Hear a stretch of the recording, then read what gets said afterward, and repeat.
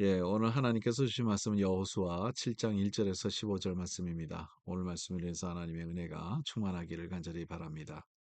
이제 여리고성을 정복했죠. 그래서 이제 이스라엘 민족이 붕 떠 있는 그런 상태입니다. 그런데 그 중에 하나님께서 온전히 하나님 앞에 바치라는 물건을 아간이라는 한 사람이 그것을 탐내서 그것을 손댔어요. 그가 그것을 가져갔습니다. 이것으로 인해서 결론이 또 결과가 있는 그 내용이 오늘 본문에 나오는 내용이죠. 이제 그다음 성을 이제 정복해야 되는데 그다음 성은 아이성이라고 비교적으로 상당히 작은 성이죠. 그래서 여호수아가 또 정탐꾼들을 보냅니다. 한번 가서 한번 보고 하라고 합니다. 가서 보니까 보잘것없는 성이었어요. 충분히 백성이 다 갈 필요가 없는 것이고 이 2천 명만 해도 충분할 것 같다는 생각이 돼서 그들이 말하는데 이 3천 명만 보내도 충분히 우리가 이겨낼 수 있다고 그렇게 보고를 합니다. 그냥 3천 명이라는 것은 그냥 넉넉히 잡아서 3천 명을 얘기를 한 것이죠. 그래서 그 얘기를 듣고 여호수아는 3천 명을 보냅니다. 2천 명이도 괜찮을 텐데 3천 명을 보냈어요. 혹시 모르니까. 그래서 이제 3천 명을 보냈는데 이 다 거기에서 도망가게 되죠. 완전 패했습니다.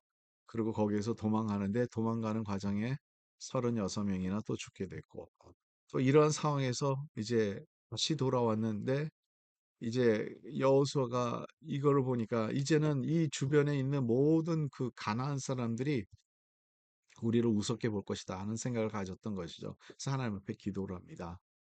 그래서 이제 하나님께서 이제 그렇게 울고 이렇게 기도하는 모습 보고 엎드려서 기도하는 모습 보고 일어나라고 합니다. 그리고 하나님께서 말씀합니다. 이스라엘이 범죄했다는 거죠. 11절에 그렇게 나오죠. 이스라엘을 범죄하여 내가 그들에게 명령한 나의 언약을 어겼으며 또한 그들이 온전히 바친 물건을 가져가고 도둑질하며 속이고 그것을 그들의 물건들 가운데 두었느니라. 여기 보세요. 그냥 그 아간이 자기 그것을 틈내서 가져갔죠. 하나님 앞에 바쳐야 될 것을. 근데 그가 그것을 가져감으로써 온전히 바칠 물건을 가져가고 도둑질하며 속이고 그것을 그들의 물건 가운데 두었다. 여러분, 이 하나님 앞에 바쳐야 될 것을 그들이 뺏어가는 것 자체가 하나님께서 기뻐하시는 게 아니라는 거죠. 여러분, 오늘 우리가 꼭 깨달아야 되는 것은 우리가 하나님을 우리의 뜻대로 우리의 마음대로 생각할 때가 있어요. 그게 중요한 게 아니라 진짜 중요한 것은 하나님의 말씀대로 우리가 하나님의 그 자신을 봐야 되는 거죠.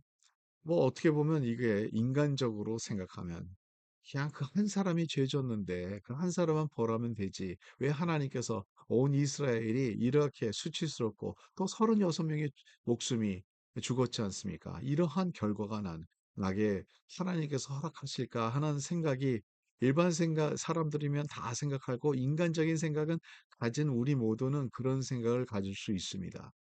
그리고 더 나아가서 그게 그렇게 큰 죄가 될까? 사람의 목숨보다 이 물건 하나님의 물건을 손댔다는 게 더 중요할까 하는 이러한 질문도 우리는 할 수 있어요. 네, 여러분 우리가 말씀을 읽을 때 꼭 그 원리를 우리가 알아야 돼요. 그 원리가 뭐냐 하면 거룩성입니다. 거룩성. 하나님께서 하나님의 말씀을 주시는 것은 하나님이 거룩하시기에 우리도 거룩하는 것을 원하시고 그 말씀을 지킴으로써 하나님께서 원하셨던 그 뜻을 이루어가는 것이죠. 그래서 여러분 우리가 많은 질문들을 여기서 할 수 있어요. 이 아간이라는 사람이 한 사람이 죄 지었는데 어떻게 모든 백성에게 그러한 결과가 있을까? 모든 백성이 이렇게 고생해야 되는가? 또 이스라엘이 범죄했다고 이렇게까지 하나님께서 말씀하시는 이유가 뭘까 하는 생각을 한번 해봐야 된다는 거죠. 그것은 바로 이건 개인의 죄로 끝난 것이 아니라 이 개인의 죄로 인해서 모든 사람들에게 이게 영향력이 있다는 거죠. 제가 어렸을 때 우리 부모님이 제가 맏아들이에요. 그래서 우리 동생들이 잘못했는데 네, 제가 야단 맞아요. 그게 너무 억울했던 거예요. 왜 제가 야단 맞아야 되냐. 어렸을 때는 그게 이해가 안 간 거죠.